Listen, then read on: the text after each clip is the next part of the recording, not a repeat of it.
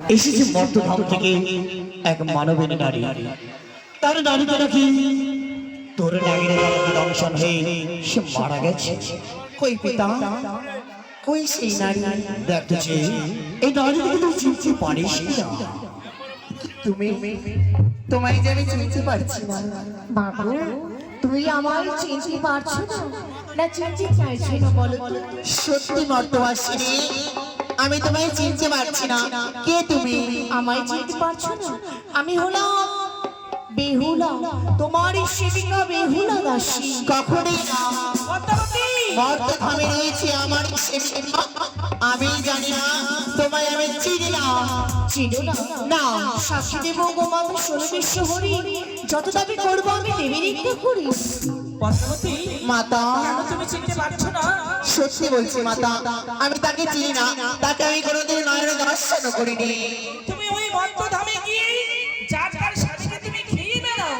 মাতা, ছি ছি ছি পদ্মাবতী, লজ্জা করে না? একটি সুন্দর মেয়ের স্বামীকে তুমি গ্রাস করেছো। আমার এর আগে তার স্বামীর দংশন হয়নি। অল্প বয়সে তাকে বিধবা করেছো তুমি। ফিরিয়ে দাও তার স্বামীকে। শোন রে কন্যা, পিতা, সমাজে তারা যদি মা আর কন্যা মিলে লাগিয়ে দিস দ্বন্দ্ব, কিভাবে এই সমাপূর্ণ হবে?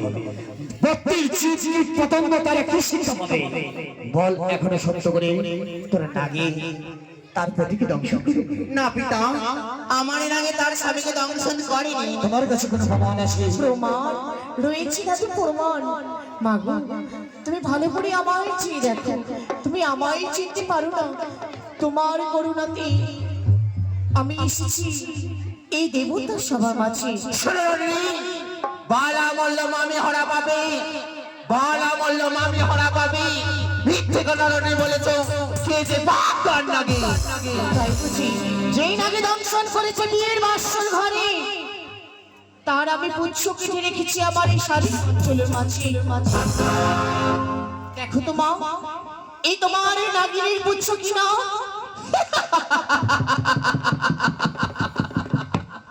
এ হলো কোন সাপেরই পুচ্ছ নয়। মর্তধাম থেকে এসেছো, এ হলো ট্যাকটিকির পুচ্ছ। টিকটিকির পুচ্ছ? এর সাথে আমি বিশ্বাস করি না। কন্যা, বিশ্বাস তোকে করতেই হবে। তোর নাগে দংশন করেছে কিনা এই লেশ যখন নিয়ে এসছে দক্ষিণ গাড়িতে, তোর নাগকে এক এক করে স্মরণ কর। কোন নাগের পুচ্ছ নেই সেখানেই প্রমাণ হবে। বেশ, তাই হবে পিতা।